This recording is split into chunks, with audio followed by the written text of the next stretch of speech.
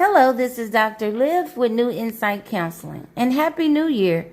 Thank you to my subscribers and to my supporters. I greatly appreciate it. In today's video, the title will be, Does it hurt more when they discard or when you discard? Let's talk about it. Many will say when the ex discards you, that it hurts more because it's a rejection. Someone getting tired of you, seeing no more value in you or the relationship, and so they're ready to move on to something or someone new and different.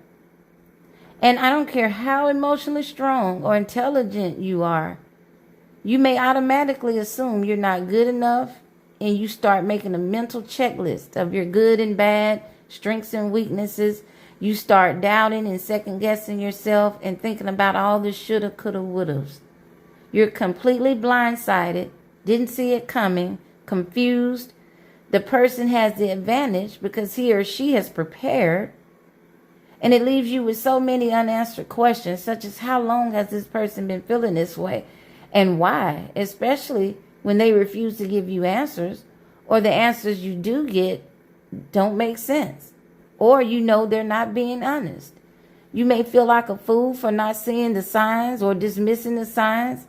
And you're anxious and scared because it's so abrupt and forces you to figure out your next steps.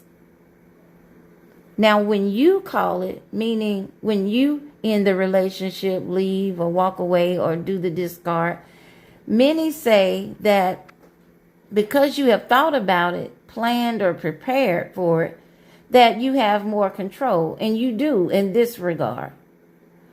So you still hurt, because in many cases, leaving is not something you wanted to do, yet you felt you had no choice. Especially when things have become so bad that you decide to leave because you've been so disrespected and devalued, it's starting to wear at your mental health. Your heart and mind can't take it anymore. And unlike the toxic or narcissistic person, when they decide to leave or end the relationship or do the discard, it's because they want freedom and different supply. They may feel stress as well, but it's a different type of stress from what you experience. It's stress from being tired of acting, hiding, being questioned, being held accountable.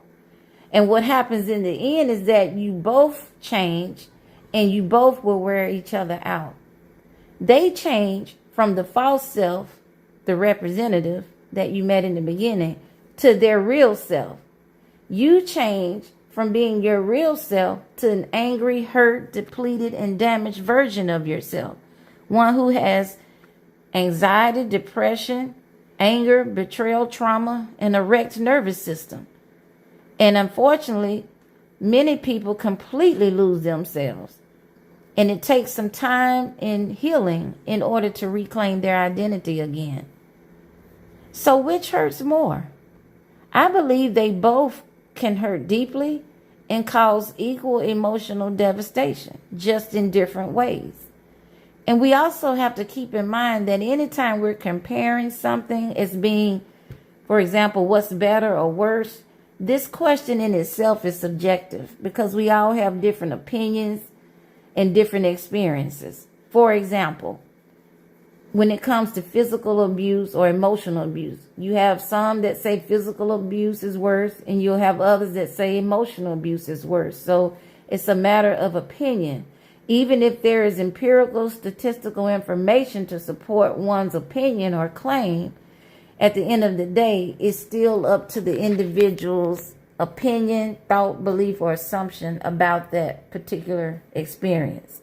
So the important thing to be focused on during this time is not just the hurt and pain, the anger, anxiety, and depression you may feel, not on what he or she is doing, meaning the ex, what's going on in their life, who they're talking to, dating, sleeping with.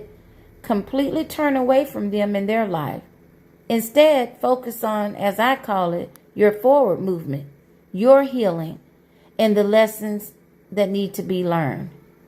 This is how you want to make use of your focus, time, and energy after a discard. I hope this helps, and we will talk soon.